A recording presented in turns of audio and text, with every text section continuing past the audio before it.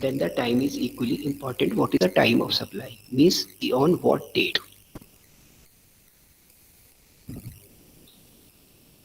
In the session, a previous session, we have discussed how to determine the time of supply in the various cases and the impact of time of supply in case of taxability. First is the applicability of the rates. Then, if a date also is the idea that in what return period the return will be filed. If there is delay, then the penalty or any other type of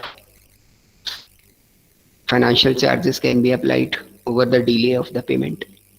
That is all can be done by the determining the date clearly. जब तारीख हमको पता हो जाए तो उसके बाद क्या आप लेट हो रहे हो, कौन सा रेट लगना चाहिए, ये सारी चीजें अप्लाई हो सकती है। तो तारीख को जानने का आपने अच्छा तरीका सीख लिया पीछे की कैसे हम लोग वो तारीख को जानेंगे कि इस डेट को सामान बेचा गया या सर्विसेज प्रोवाइड कराई गई। इसी को हम लोग बोलते हैं सप्लाई। तो अगर हम इसको सप्लाई बोल रहे हैं तो फर्दर हम लोगों को जल्दी से ये देखना है कि एक तो पॉइंट ये था, second one, if there was a change in the rate. क्योंकि कई चीजें आपने कल की क्लासेस में देखी थी। तो कल की क्लास में क्या था कि इनवॉइस किस डेट को कटी है, पेमेंट किस डेट को रिसीव हुआ है, तो हम डेट ऑफ सप्लाई किसको माने। डिफरेंट डिफरेंट केसेस उसने आपके साथ डिस्कस किए थे कि in the normal type of transactions what is going to happen, in the transaction which are under the reverse charge mechanism उसमें टाइम ऑफ सप्लाई कैसे ढूंढेंगे, and in the case transaction is made on the basis of vouchers and what thing is going to be done in the case of determination of time of supply। तो इस तरीके से काफी सारी चीजें कल डिस्कस हो गई थी टाइम ऑफ सप्लाई को जानने के लिए, क्योंकि उससे रेट की एप्लीकेबिलिटी क्लियर होती है, plus the operational performance of tax administration clear होती है कि किस डेट का इनका ट्रांजेक्शन है, किस समय तक इन्हें इन्फॉर्म कर देना चाहिए, किस रिटर्न में ये चीज आनी चाहिए। ये सारे डेट के इम्पैक्ट है। अब एक मेन बात है जो कल मैंने बोल के छोड़ी हुई थी कि इन केस, क्योंकि वहां पे क्या होता है, किस डेट को बिल कटा, किस डेट को पेमेंट हुआ, उसमें डेट का ले लेंगे। इस तरीके की कुछ चीजें थी for the determination of the time. Now if the rate is change in between these two periods, कि आपका जो इनवॉइस कटने का डेट है या जो आपको सप्लाई देने का डेट है या जो आपको पेमेंट मिलने का डेट है, इनमें तो कुछ कुछ तो डिफरेंस होगा। और इनमें अगर कुछ डिफरेंस है, रेट चेंज हो रहा है। Tax is ever changing subject, हर समय कहीं उसमें रेट बदलते हैं, कहीं कोई अमेंडमेंट आता है, आप देखते रहते हैं। तो इस दौरान अगर कोई चेंज आ गया, then what rate should be applied, then what rate should be applied.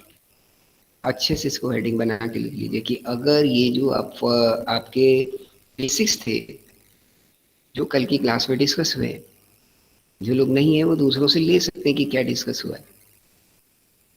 तो उन बेसिस के में कुछ टाइम का लैग है, कोई घटना पहले घट रही होगी, कोई घटना बाद में घट रही होगी। हो सकता है किसी ने बिल पहले काटा हो, उसको पेमेंट बाद में होगा, किसी हो सकता है किसी को पेमेंट पहले मिलेगा, वो बिल बाद में काटे। ऐसी चीजों पे हम क्या डेट टाइम ऑफ सप्लाई मानेंगे, ये ऑलरेडी डिस्कस हो चुका है। आज का टॉपिक ये है कि if there is a change of rate between the dates, what dates, which are the basics for the determination of time। अगर ऐसी कोई डेट्स हैं उनके बीच में भी रेट चेंज हो जा रहा है, यानी किसी ने बिल काटा किसी 12 तारीख को और उसको पेमेंट मिली 20 तारीख को, तो 12 को रेट कुछ और था, 20 को रेट कुछ और है, बीच में कुछ बदल गया। तो अगर ऐसे केसेस हुए then what should be what rate of the tax should be applied in such cases। ये आज का टॉपिक है हमारा। क्लियर?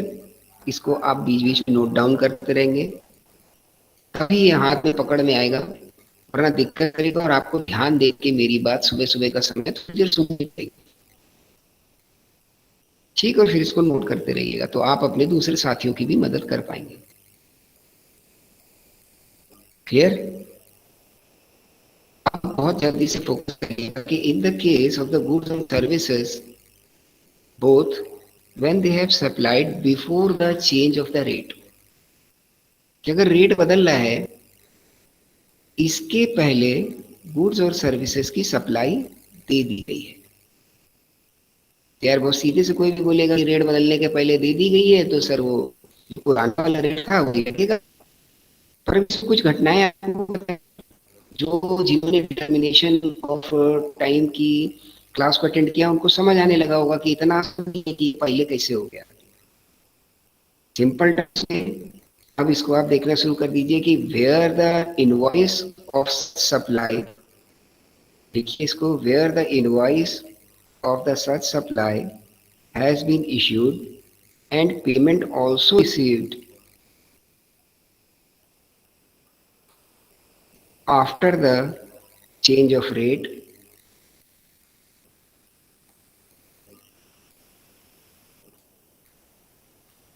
क्योंकि आपकी इस पॉइंट की बेस हेडिंग क्या थी कि if the rate is going to be change before the supply, तो अगर बिफोर द सप्लाई यानी ट्रांजेक्शन के पहले बदल रहे हैं तो क्या होने वाला है? तो उसने बोला कि ये जो रेट बदले इसके बाद ही आपने बिल काटा हो और इसके बाद ही आपको सप्लाई की हो, ये दोनों event after the change rate हुए हों। साफ साफ लिखिएगा उस भाषा में जो आपको अंडरस्टैंडेबल हो, फिर आप कहीं से भी पढ़ेंगे then you are going to match. तो इसमें टाइम ऑफ सप्लाई क्या माना जाएगा? The time of supply shall be the date of recipient of the payment और the date of invoice whichever is earlier. अच्छे से लिख लीजिए एकदम।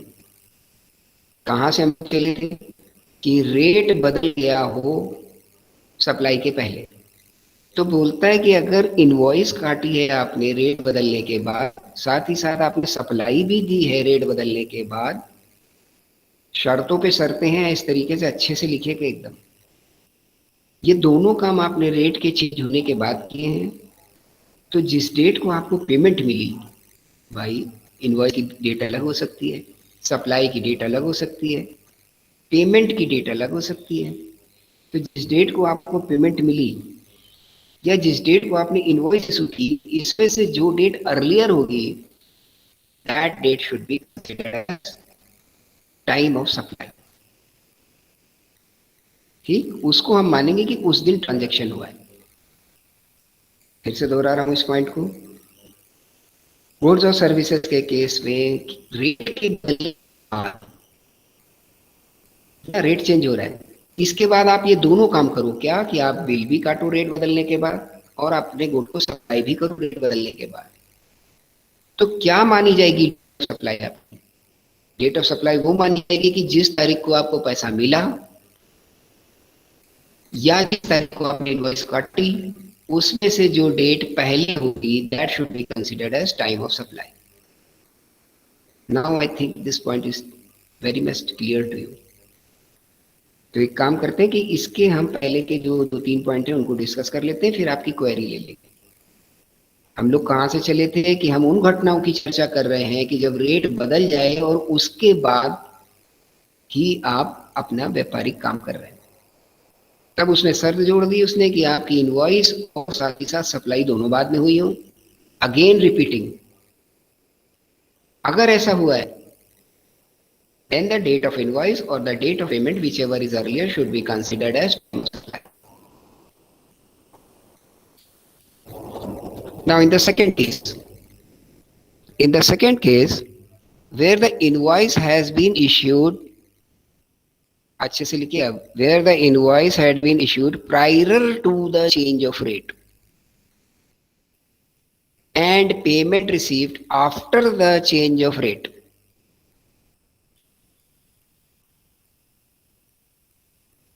then the time of supply shall be the date of issue of invoice. समझ आई आपको बात? उसने बोला कि अगर आपने बिल काटा है रेट बदलने के पहले और पेमेंट आप रिसीव कर रहे हो रेट बदलने के बाद में, तो टाइम ऑफ सप्लाई टाइम जिस डेट को आपने बिल काटा है, ठीक है, जिस डेट को आपने बिल काटा है। तीन बड़े इवेंट होते हैं इन the case of the transaction while considering GST, जब जीएसटी अप्लाई करना होता है। Three big things. एक इवेंट एक इवेंट है आपका इनवॉइस का लिखा जाना, बिल आप काटो। दूसरा इवेंट है पैसे को रिसीव करना, पेमेंट हैव बीन रिसीव।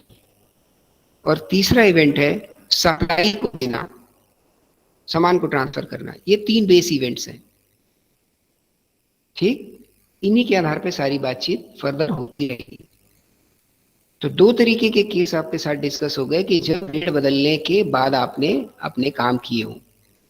पहले वाले केस में रेट बदलने के बाद ही आपने इनवॉइस काटी और बाद ही में आपने सप्लाई की, तो उसने बोल दिया कि पेमेंट की डेट या इनवॉइस की डेट, इनमें से जो पहले हो वो डेट को माना जाएगा डेट ऑफ सप्लाई।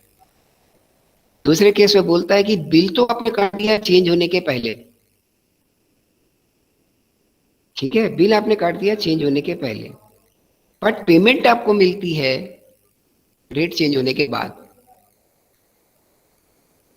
तो इस केस में the date of invoice shall be considered as time of supply। ये दो केस आपके साथ डिस्कस हो गए। तीसरा केस ये है कि when the payment has been received before the change in rate but invoice is issued after the change in rate। ये कमाल की बात है कि पैसे पहले मिल गए, बिल अभी नहीं कटा है। तो please understand in the businesses all things are in practice. किसी को कोई ऐसा मोनोपोली आइटम है जिसकी डिमांड बहुत हाई है, तो उसके परचेजर हैं वो बोलते हैं कि भाई तुम ऐसा करो यार, ये पैसा पहले ले लो और तुम्हारा ये रेट है, इस हिसाब से मान लो ये जीएसटी बनता है, इतना पैसा पहले ले लो और जो बाद में कम ज्यादा होगा हिसाब कर लेंगे, या इतना कम सामान भेज देना जितना पैसा है, whatever the agreement is और whatever the dealing is. ऐसी घटनाएं हो सकती हैं कि money can be received first, then invoice should be made. ठीक, तो बिजनेस में ये सारी चीजें चलती हैं। That is why so many twist in the laws of taxation. उनको भी अपने हिसाब से रास्ते बदलने पड़ते हैं।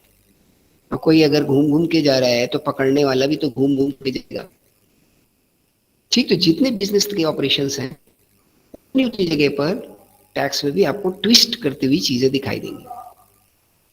तो वो बोलता है कि आपको पेमेंट पहले मिल जाए और इनवॉइस आपने बाद में रिसीव की है, then the time of supply is the date of receipt of payment. अच्छे से लिख लो और पूरा ध्यान दो। आप एक चीज को रट नहीं सकते कि हमेशा पेमेंट जो है वो ही डेट ऑफ सप्लाई मानी जाएगी या इनवॉइस ही डेट ऑफ सप्लाई मानी जाएगी। इससे पहले वाले केस में उसने बोला था कि इनवॉइस को मान लो, इस वाले केस में बोला पेमेंट को मान लो। क्लियर? इससे पहले वाले में उसने बोला, सारी कंडीशंस याद रखिएगा, इससे पहले वाले में उसने बोला कि अगर ये दोनों इवेंट बाद में घट रहे हैं, क्या द इनवॉइस का काटना और सप्लाई का किया जाना, पेमेंट का मिलना, ये सब अगर बाद में हो रहा है, आप उनको इनवॉइस पेमेंट की डेट उसमें से जो पहले हुई हो उसको टाइम ऑफ सप्लाई। दूसरे में उसने क्या बोला कि इनवॉइस अगर पहले कटी है, रेट में जो चेंज आया है उसके पहले, और पेमेंट आपको बाद में मिली है, तो इनवॉइस डेट को टाइम ऑफ सप्लाई मान लो। तीसरे केस में बोल रहा है अगर आपको पेमेंट पहले मिल गई है डेट के बदलने के और इनवॉइस बाद में करी है, तो in such cases the payment which is received shall be considered as time of supply. तो ये कुछ एक छोटी सी बात थी आपके साथ जो डिस्कस हुई। इसके बाद अब कौन सा पॉइंट आएगा कि अब आपके चेंज के पहले ही कुछ होने लग जाए, क्योंकि इसका जो बिग हेड था वो क्या था कि ये दोनों घटनाएं या इन घटनाओं को आप कब करो, जो चेंज रेट का चेंज हो जाए उसके बाद। तो आप इसमें देखेंगे कि जो अधिकतर इवेंट है वो चेंज होने के बाद हो रहे हैं। Now is there any question? इस पर अगर आपका कोई भी डाउट आ रहा हो तो पहले उसको सेटल कर लेते हैं, फिर नेक्स्ट उस पर जाते हैं, please.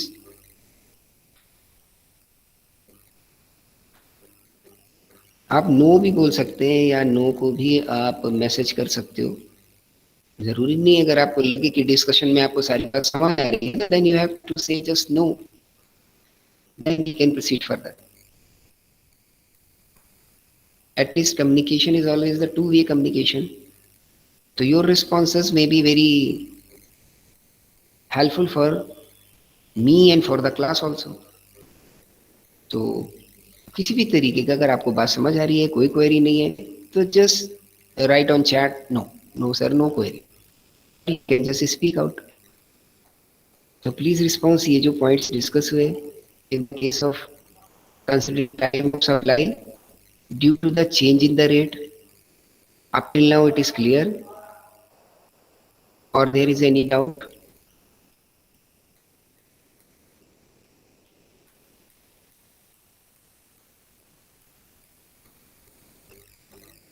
Yes beta, now it is your time to respond.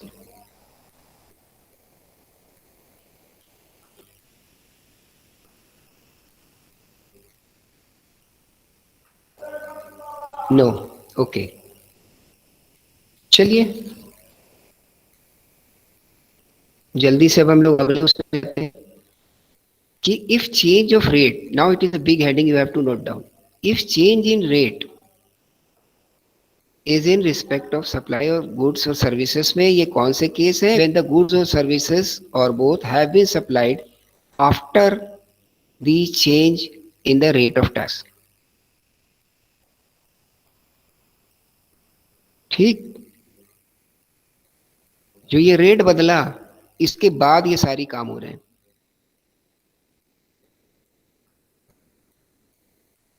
अब इसको आपको नोट करना है, पीछे वाले से इसमें कुछ फर्क होंगे, जल्दी से देखते हैं हम लोग। पहली घटना इसमें क्या है कि where the payment is received after the change rate. बिल्कुल बेटा पॉइंट वाइज बनाना, क्योंकि हर जगह यही है कि रेट का चेंज पहले, रेट का चेंज बाद में, तो आप कंफ्यूज हो जाओगे कहाँ पे क्या है। पहला वाला जो हम लोग डिस्कस कर रहे थे उसमें क्या बात की थी, फिर से दोहरा दे रहा हूँ, उसमें बेस क्या बना था हमारा, गुड्स और सर्विसेज और both have been supplied before the change rate. ये रेट बदला उसके पहले ही ये सारे काम हो रहे हैं, ठीक ना, रेट बदलने के पहले। तो उसमें रेट बदलने के पहले कोई काम हो रहा है या दोनों काम हो रहे हैं? इसमें क्या हो रहा है कि यहां पर आपको गुड्स और services have been supplied after change rate, change rate के बाद हो रही है सप्लाई, ये ध्यान रखिएगा, अंडरलाइन कर लीजिएगा।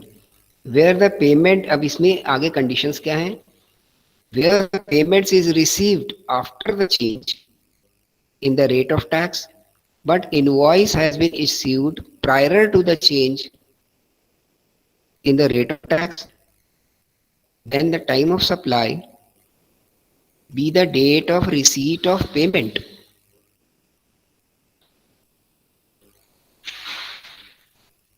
ठीक, बहुत ध्यान से, कि वो बोल रहा है कि अगर पैसा आपको मिला है रेट के बदलने के बाद, ठीक, दूसरे केस में क्या बोल रहा है, लेकिन इनवॉइस आपने पहले ही क्यों कर दी है रेट बदलने के पहले, तो कहता है टाइम सप्लाई हम किस चीज को मानेंगे, डेट ऑफ पेमेंट को।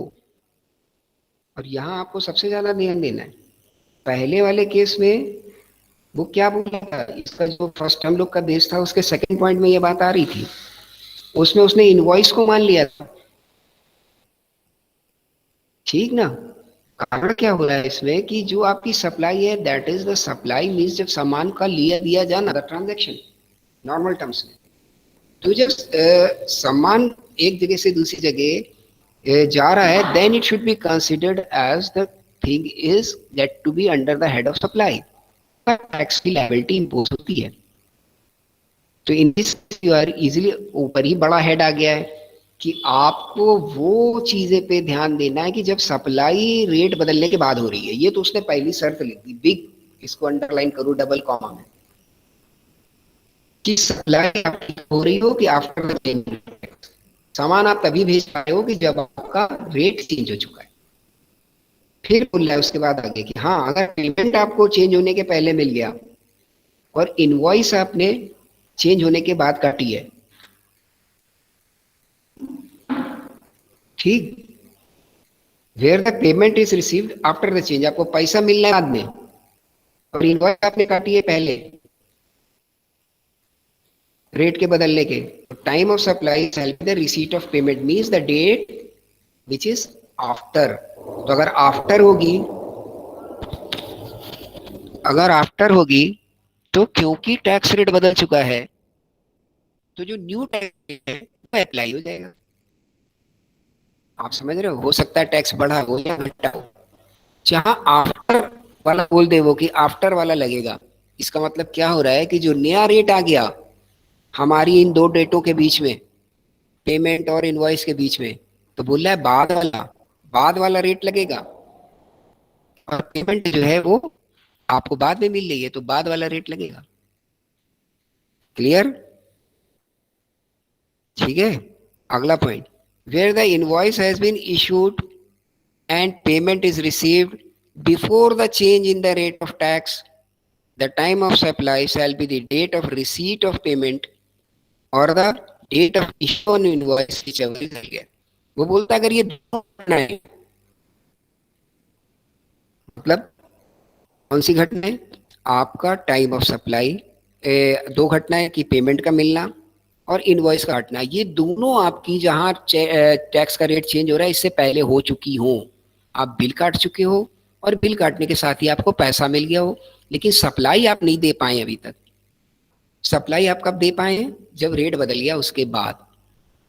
तो इन केसेस में हम date of time of supply किसको मानेंगे कि जो इनवॉइस की डेट है या पेमेंट की डेट है, इसमें जो पहली डेट है विच एवर इज अर्लियर।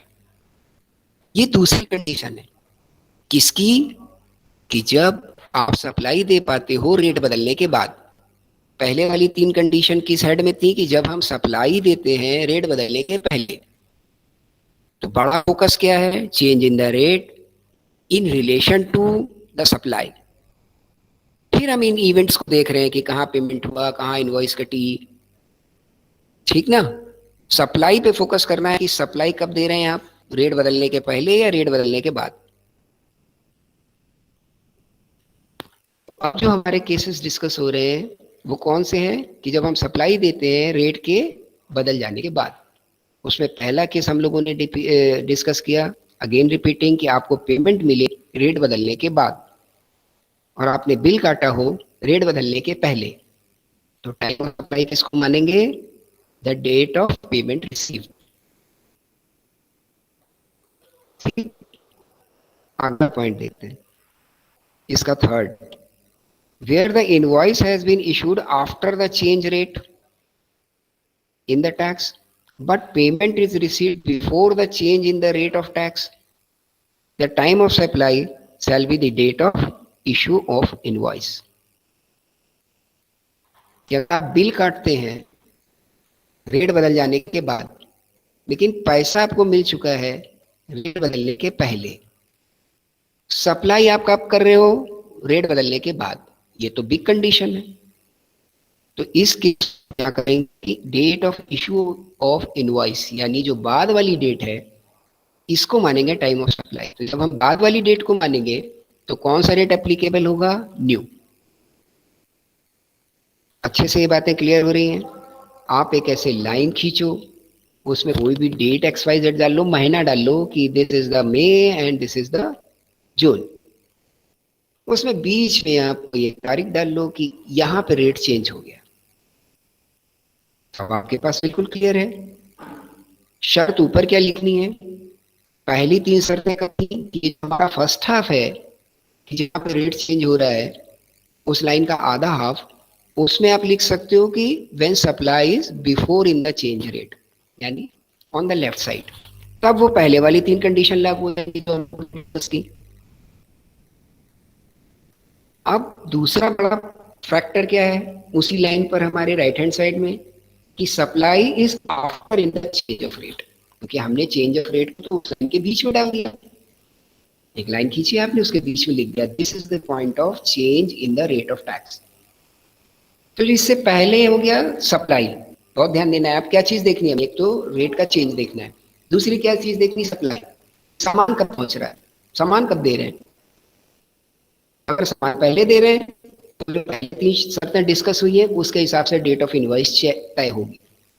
अगर सामान बाद में दे रहे हैं तो अब जो 3 कंडीशन डिस्कस हुई है इसके हिसाब से डेट ऑफ सप्लाई तय होगी। क्लियर है, क्लियर है ये सारी बातें? यस बेटा,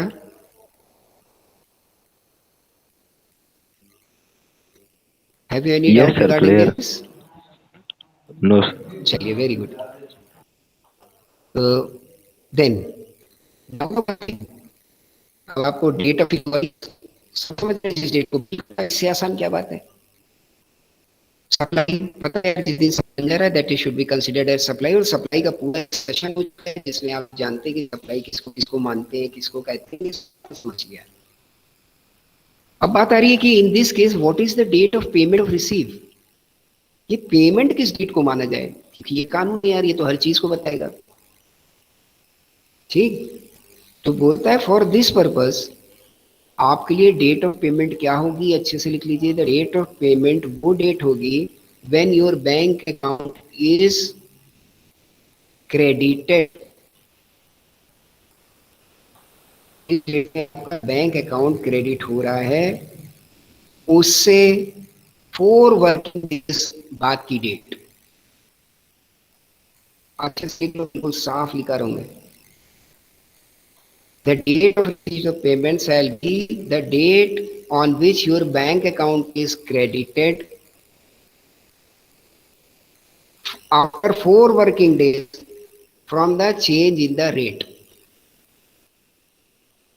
जहां पर आपका बैंक अकाउंट क्रेडिट हुआ, ठीक, वो डेट से 4 दिन तक के आगे की date after the change in the rate of tax. इसका एक्सप्लेनेशन आपके लिए, the date of receipt shall be the date on which the payment is entered in the book of account by the supplier और on the date which is payment is credited in bank account. तो जहां आपके bank खाते में पैसा आ जाए उससे 4 दिन आगे की डेट आपको लेनी है, और इस दौरान आपका रेट जो है वो चेंज हो चुका हो, ये होगी डेट ऑफ पेमेंट। क्लियर बेटा? अब ये सब्जेक्ट का ही अपना ऐसा रवैया है कि मैं कोशिश बहुत कर रहा हूँ कि काफ़ी आसान आपके लिए बनता चला जाए। In a very simple manner I mind want to explain these things, लेकिन अगर आप थोड़ा सा देख के आते हैं then it is going to be very helpful for you. और एक चीज़ समझ लीजिए, इसको देखिएगा जरूर, वरना रट रट के लिख that is going to be very difficult. ठीक है, आपका ऐसा भी एग्जाम हो, और in case if your exam is going to be in the MCQ form, then the knowledge level तो अच्छा होना ही चाहिए, क्योंकि मिलते जुलते 4 आंसर होंगे तो कैसे टिक करेंगे आप। ठीक, तो थोड़ा थोड़ा देखते रहिए, किसी भी तरीके की क्वेरी, सपोर्ट, मदद आपको चाहिए तो उसको क्लास में आप डिस्कस करते रहें। क्लियर? बाकी लिंक भी इसके मैं शेयर कर दूंगा मेरी बाकी आपके शेयर से, तो जिनका जो भी सेशन छूटा है वो भी उसको रिकवर कर सकते हैं। बट ये आप आपस में कोप अप करके रखेंगे कि that class should be run properly. अगर क्लास चलती रहेंगी तब तो लेक्चर्स मिल पाएंगे, अगर आप प्रीवियस लेक्चर्स भी कभी देखना चाहें तो स्ट्रेंथ भी मेंटेन्ड। और आपका फाइनल ईयर है तो एग्जाम भी होने, एग्जाम होने हैं तो इंटरनल भी होने। ठीक, तो अगर होने हैं बेटा, ये सारी क्लासेस की रिकॉर्डिंग है किसी भी टीचर की हो, तो कोई तो क्राइटेरिया बच्चा बनेगा इंटरनल का। इसलिए मैं बोल रहा हूँ कि आपकी एटलीस्ट जो मिनिमम रेस्पेक्टेबल अटेंडेंस हो क्लासेस में होनी चाहिए, not in of mind but of everyone, because you are the student of the final year, final semester है आपका, जिसके बाद कोई सुधार का मौका नहीं है। फर्स्ट ईयर सेकेंड ईयर में किसी सेमेस्टर में कुछ यार कम हुआ तो आगे रिकवर हो जाएगा। ठीक, तो इस पे ध्यान दिए हो बेटा, इसको एक एडवाइस की तरह लीजिए, नथिंग एल्स। आपका अच्छा हो या मेरा अपने आप अच्छा है। तो अब छोटे छोटे से इसके एक दो केसेस हम लोग डिस्कस कर लेते हैं, फिर इसमें जवाब आप लोग दीजिएगा, वेरी शॉर्ट एग्जांपल्स, जिससे मुझे ये क्लियर हो जाएगा और आपको भी अच्छा लगेगा अगर आपके एक दो जवाब सही लगे कि the things which are discussed is considered by you properly. तो बड़ी हेडिंग क्या है बच्चा, उसको लिखो ऊपर कि if supply is completed before the change in the rate of tax. हम लोग क्या पढ़ रहे हैं, टाइम ऑफ सप्लाई। तो टाइम ऑफ सप्लाई में डेट का महत्व आपके रिटर्न जमा करने में है और टैक्स रेट अप्लाई करने में है, और इस दौरान अगर कोई टैक्स रेट बदल रहा है तो उस टॉपिक पे आज की क्लास का फोकस है। उसमें हम लोग ये सारी चीज पढ़ते हैं। मैं आपको एक हेड बता रहा हूँ, हेड ये है कि अगर सप्लाई की जाती है कब, रेट बदलने के पहले। Now I am giving you the conditions. अब आप मुझे बताइए कि if invoice is issued before the date of change in tax rate, अगर आपका बिल कट रहा है टैक्स रेट बदले जाने के पहले, और पेमेंट रिसीव हो रहा है, payment received before the date of change in tax. ठीक, ध्यान से सुनिए, अगर आपका इनवॉइस जो है वो कब कट रहा है, टैक्स रेट चेंज होने के बाद, अंडरलाइन कर लो, बाद। इनवॉइस आप इशू करते हो टैक्स रेट चेंज होने के बाद, और पेमेंट आप रिसीव करते हो टैक्स रेट चेंज होने के पहले। तो what should be the time of supply and which rate should be applied. बड़ी कंडीशन मैंने आपको बता दी कि आपकी सप्लाई जो टैक्स रेट चेंज हो रहा है उसके पहले हो रही है, this is the big condition. इसी में तो सब कंडीशन आती है ना तीनों। तो पहली बड़ी कंडीशन ये है कि आपकी supply is before the change in the rate of tax. Now if invoice is issued after the change in the rate of tax and payment is received before the change in the rate of tax, then what is the time of supply and what rate should be applicable, whether the old tax rate or the new tax rate. वो old और new कुछ नहीं है, वो जो आपको उसने बता दिया उसमें कि ये वाली डेट मानेंगे, तो वो खुद आपको दिख रहा होगा कि ये डेट टैक्स के पहले वाली है, ये डेट तो टैक्स के बाद वाली है, आप बड़ी आसानी से उसको जान जाएंगे। आपको केवल क्या ढूंढना है, टाइम ऑफ सप्लाई। ये ओल्ड और न्यू तो केवल एक आपको ऊपर बर्डन क्रिएट करने के लिए क्वेश्चन डाल सकता है। तो टाइम ऑफ सप्लाई आपके साथ डिस्कस हुई है, तो पहले वाला जो पार्ट है उसकी कंडीशन नहीं है, अगर वो आपके पास नोट डाउन है या मेमोरी में है तो उस पर जरा सा जोर डालिए और बताइए कि इसमें क्या टाइम ऑफ सप्लाई हो सकती है। फिर से दोहराऊं मैं इस कंडीशंस या क्वेश्चंस को, बेटा आप अच्छे हो जाओगे अगर ऐसे ही थोड़ा थोड़ा सा ध्यान देके, तो फिर आपको बहुत रटना नहीं पड़ेगा। इनको आपने अच्छे से सुन लिया या नोट डाउन कर लिया और एक आध इस तरीके की सिंपल एक्सरसाइज मेरे साथ कर ली, तो ये बिल्कुल आपके अंदर तक बस जाएंगी, और इससे रिलेटेड कैसा भी कभी कोई क्वेश्चन आएगा तो फटाक से मेमोरी में रिकॉल हो जाएगा। तो प्लीज ट्राई। गलत सही का कोई इशू नहीं है, in the class is the place where issues are resolved. किसी, ये तो जगह ही है कि जहां पे किसी तरीके की, जितनी तरीके की जिज्ञासाएं उनको शांत किया जाए, और कोई शर्म नहीं आती है किसी तरीके की। जल्दी से बताइए मुझे, फिर से दोहरा दूं एक बार क्वेश्चन को, गलत बताइए कोई दिक्कत नहीं है, but get to be involve. अगर आप गलत भी बताएंगे तो एक बार कुछ ना कुछ तो दिमाग में घूमेगा, फिर उसको करेक्ट कर दिया जाएगा। तो ठीक, फिर से दोहरा दे रहा हूं कि अगर आपकी सप्लाई कंप्लीट हो गई है टैक्स का रेट बदलने से पहले, ये है बड़ी बात। अब इसके अंदर की बात क्या है कि इनवॉइस आपने इशू की रेट बदलने के बाद, और पेमेंट आपने रिसीव किया रेट बदलने के पहले, तो टाइम ऑफ सप्लाई इसको माने। दो घटनाएं तो अलग अलग हो गई। अगर यहाँ पे टैक्स बदल रहा है, बीच में एक लाइन मैंने लिखी थी कि बीच में टैक्स बदल रहा है, हाँ सप्लाई हम पहले दे चुके। अब क्या हो रहा है कि इसका मैंने जो बिल है वो बाद में काटा रेट बदलने के बाद, लेकिन पेमेंट मैंने पहले ले लिया है, तो किसको टाइम ऑफ सप्लाई मानेंगे? अब अच्छे से क्वेश्चन समझ आया, किसको टाइम ऑफ सप्लाई मानेंगे? तो यार कुछ लोग बात को बता दो, कुछ लोग पहले को बता दो, दो ही आंसर हो सकते हैं, हेटेल हो जाएगा, एक पार्टी का तो सही हो जाएगा, एक का गलत हो जाएगा। ज्यादा तो ऑप्शन इसमें है नहीं। What will be the time of supply please?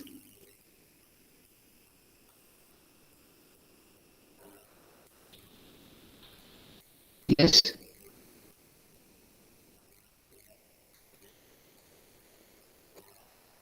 everybody will try it.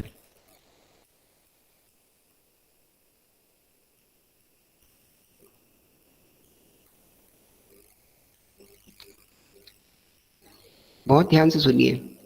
अगर हम लोग ऐसे सब्जेक्ट पे बेटा काम कर रहे होते कि जहाँ पे मुझे इस तरीके से आपको टोक के पूछने की जरूरत नहीं होती, तो मैं बिल्कुल टोकता नहीं। कुछ पॉइंट्स होते वो मुझे लिखा देते होते, उसके ऊपर कुछ एक्सप्लेन करना होता वो मैं कर देता, उसका कोई इशू नहीं है। ठीक, फिर मीटिंग छोड़ के भी मत जाइए, तो मैं नाम लेके थोड़ी भाई, ठीक है? कि बेटा ये पॉइंट्स ऐसे हैं, मुझे पता है कि आपके अंदर अभी भी कुछ कंफ्यूजन्स होंगे, आप किसी झिझक के कारण, या यार हटाओ आखिरी में 15 दिन में देखा जाएगा, ऐसा कुछ भी सोच के किसी भी वजह से आप अगर इसको स्किप कर रहे हैं इस जगह पे, तो मैं पक्का आपको एश्योर करता हूँ कि at the time when you are going to re read this topic, ये चेंज रेट वाले को अगर आप दोबारा देखोगे आखिर में, तो कंफ्यूज हो जाओगे, समझ उस समय बिल्कुल नहीं आएगा, और जो जैसा होगा वैसा आप निपटा दें उसको। और जबकि मेरे हिसाब से बहुत आसान है, बस आपको थोड़ा एक दो कदम चलने का मेरे साथ प्रयास करना है, पक्की गारंटी है कि वो घुस जाएगा दिमाग में, भी पढ़ना भी नहीं पड़ेगा। तो जितना आप डिस्कस हुआ है उसमें कुछ भी आपने नोट किया है या ध्यान से सुना है, तो उसके बेस पे you have to try to make the answer.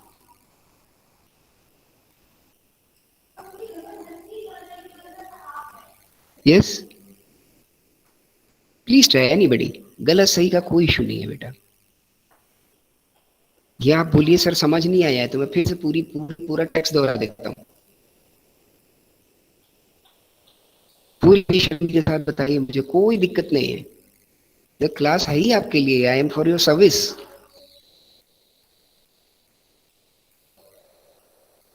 Please बेटा।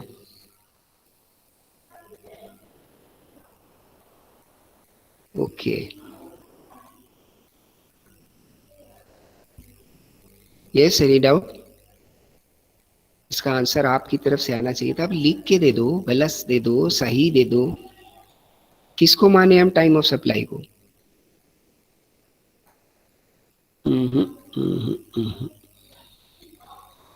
चलिए, आप तो बड़े, मैं बता देता हूँ, इसको लिख लो भाई। अगर लिख रहे हो तो, सुन रहे हो तो ध्यान रखना, क्योंकि पहला जो केस हम लोगों ने डिस्कस किया था कि रेट चेंज है उससे पहले ही सप्लाई हो जाए, अगर ऐसी शर्त है, this is the big condition, तो उसकी तीन सब कंडीशंस हैं। उसमें कंडीशन थी कि अगर आप इनवॉइस इशू करते हो बाद में और पेमेंट रिसीव करते हो पहले, तो date of receive of payment shall be the time of supply. अगर आपने लिखा है तो आपके पास लिखा होगा ये। तो जब date of receive of payment is supply and you are receiving the payment before the change of rate of tax, then what rate applicable? Old rate, क्योंकि रेट तो बीच में आके बदल रहा है, और आपको पेमेंट मिल जाए पहले, इनवॉइस इशू कर रहे हो बाद में, और बोलता है टाइम ऑफ सप्लाई मानो पेमेंट को। तो चेंज जहां पे रेट हमारा बदल रहा है उससे पहले वाला टैक्स रेट एप्लीकेबल होगा, इन this case. Clear?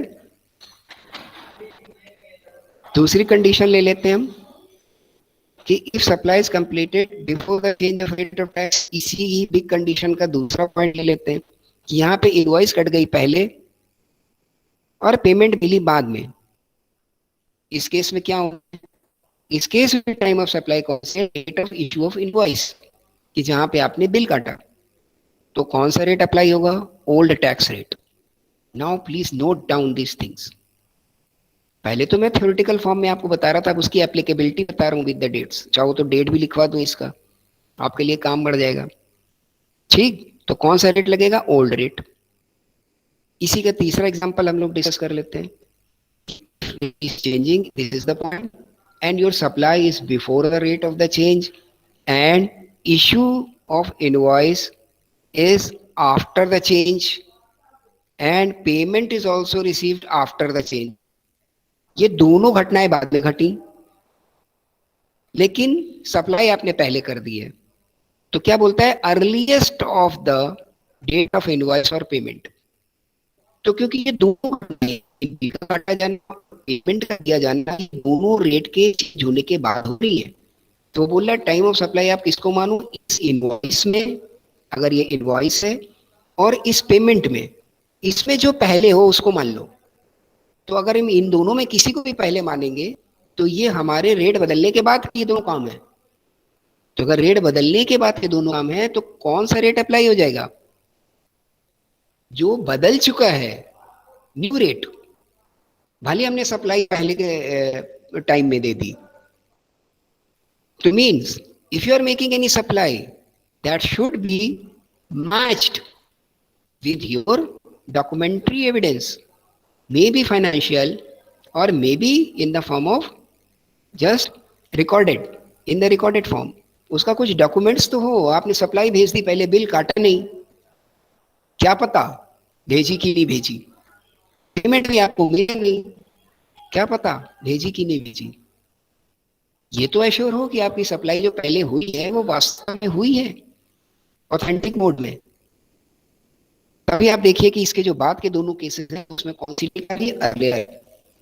Bill cut है तो वो कंफर्म है कि ये सामान भेजा, ये रेट अप्लाई हुआ, ऐसे नहीं मिले, बाद में मिल जाएंगे। रेट बदल गया तो मैं क्या करूं? मैंने तो बिल काट दिया था भाई, मैं नया रेट क्यों लगाऊं? मेरा कस्टमर राजी होगा, वो तो उसी से राजी होगा जो डेट पर बिल कटा हुआ है। तो आपको पुराने रेट का एडवांटेज मिलता है। Same with the payment. आप बोलोगे हाँ भाई पैसा आ गया है, देख लो हमारे यहाँ इस क्वांटिटी पर, इस डीलर ने भेजा है, ये सामान मांगा है उसने, ये उसकी रिक्विजिशन लिस्ट है और ये उसके पैसे। तो at least I have started my dealing, और सप्लाई मैं ऑलरेडी दे चुका हूं, मुझे पैसे भी मिल गए, मैंने सप्लाई भी दे दी। तो इसको तो आप ट्रांजेक्शन मान लो। बिल नहीं काट पाया किसी कारण से, तो बिल अब काट बाद में कट गया तो रेट मैं नया थोड़ी दूंगा, वो तो पुराना ही दूंगा, क्योंकि जो बंदा पैसे दे चुका है उससे कहेंगे यार चेंज हो गया रेट का, पैसे और लाओ। बात समझ आती जा रही है ना? तो इस तरीके से ये तीनों घटनाएं डील होंगी।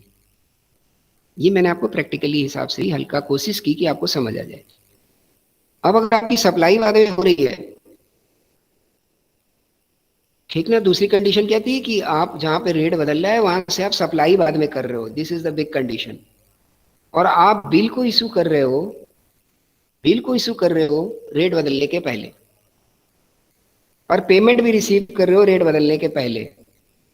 ये दोनों काम आपने पहले कर लिए, ये दोनों काम आपने पहले कर लिए हैं। तो इसमें जो अर्लीस्ट डेट है that will be considered as time of supply. तो यहाँ पे कौन सा रेट बदलेगा? Old rate. कारण क्योंकि ये जो दोनों घटनाएं थी, बिल का काटा जाना और पेमेंट का रिसीव करना, ये दोनों आपकी पेमेंट का रिसीव करना ये भी पहले हो गया और बिल भी पहले कट गया, सप्लाई बाद में चली गई। तो ये पक्का तो हो गया कि आपका ट्रांजेक्शन के दोनों काम पहले हो चुके हैं। तो जो अर्लीस्ट डेट है वो टाइम ऑफ सप्लाई हो जाएगी, तो मतलब ओल्ड रेट लगेगा। इसका दूसरा एग्जांपल रेट के कंटेक्स्ट में, न्यू और ओल्ड में हम लोग फटाक से जल्दी से डिस्कस कर लेते हैं कि सप्लाई बाद में हो रही है रेट बदलने के, इनवॉइस जो है वो आपने पहले इशू कर दी रेट बदलने के, और पेमेंट रिसीव किया रेट बदलने के बाद। अब इनवॉइस आपने पहले इशू की है, केवल पेमेंट आपको मिला नहीं, सप्लाई आपने दी नहीं, तब क्या कहता है वो कि आप क्या लगाओगे, जिस डेट को पेमेंट मिला है उसको मानेंगे हम डेट ऑफ रिसीट। ठीक, मतलब new rate will be applicable. If new rate will be applicable, then the deviation between the old invoice should be adjusted further। वो आपको फर्दर एडजस्टमेंट उसका लेना पड़ेगा, उसको नया कोई क्रेडिट नोट या डेबिट नोट या कुछ उसको ऐसा क्रेडिटर या डेटर बनाना पड़ेगा अपने आप परचेजर को। अगर आपका सामान कम ज़्यादा हो रहा होगा जितने पैसे से, समझ आ रहा है, 100 रुपये के हिसाब से आपने बिल काट के बेच दिया, 10 रुपये टैक्स था, 110 के बिल पे उसको सामान चला गया। अब गवर्नमेंट बोलती कि ये 8% टैक्स हो गया इसका, तो 2% के लिए तो अब तुम्हारा वो लेनदार बन गया ना, आपने ज़्यादा पैसा उसका लिया हुआ है। तो ये सारे एडजस्टमेंट वो अपने यहाँ उससे भी कराएगा, जीएसटी से भी, आप अपनी बुक्स में भी करोगे, तो ये करने पड़ेंगे। ठीक, अब ऐसे ही केस में अगर आपका बिल कटता है पहले और पेमेंट आपको मिलती है बाद में, ठीक, तब इन केस में क्या होने वाला है, नया रेट। बिल कटता है बाद में, पेमेंट मिलती है पहले, तो आपको क्या लगने वाला है, ये सारे केस में समझ लीजिए, सप्लाई के साथ में दोनों इवेंट अगर हो जा रहे हैं आपके बाद में, सप्लाई तो बाद में हो ही रही है, और दोनों इवेंट अगर बाद में हो जा रहे हैं तो केवल ओल्ड रेट लगेगा, वरना दोनों केसेस में न्यू रेट लगेगा। क्लियर? तो now I think the total area of this change in rate में टाइम ऑफ सप्लाई कहाँ पे मानी जाए इज फुल्ली डिस्कस्ड, पूरी तरीके से डिस्कस हो गया ये। तो for the Monday session our topic will be the value of supply. आप ये जान गए कि सामान बिकना क्या है, ये भी जान गए कि रेट लगते हैं, अगर रेट बदल जाते हैं तो क्या करना है। अब कीमत कैसे तय हो जिसके ऊपर टैक्स लगाना है, किसको किस किस किस चीज को हम वैल्यू के अंतर्गत लेंगे, ये अब डिस्कशन का इशू है। उसके बाद सप्लाई से रिलेटेड सारी बात खत्म हो जाएगी। सप्लाई में यही तो चीजें होती हैं कि क्या सप्लाई है, क्या उसकी कीमत है जिस पर टैक्स लगाना है, और अगर टैक्स की रेट बदल जा रहे हैं तो कैसे हैंडल करें। तो बाकी बातें हमारी ये हो गई आपसे कि टाइम ऑफ सप्लाई किसको माने, चेंज ऑफ रेट को कैसे हैंडल करें, केवल वैल्यू बच रही है। तो that should be discussed in the Monday session. And now if you have any query तो just please ask freely, otherwise you have to response. If you have any query then okay, and if you have no query then may response as no, then further I am able to close this session. Okay बेटा, जल्दी से बताइए कोई query है या नहीं है, whatever.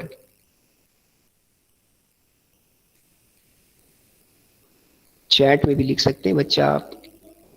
Okay, no, then we have to leave this session. Okay, we are going to close this session. Thank you very much. Have a nice day. Thank you, for sir. all of you. Thank you, sir. Thank you all of you.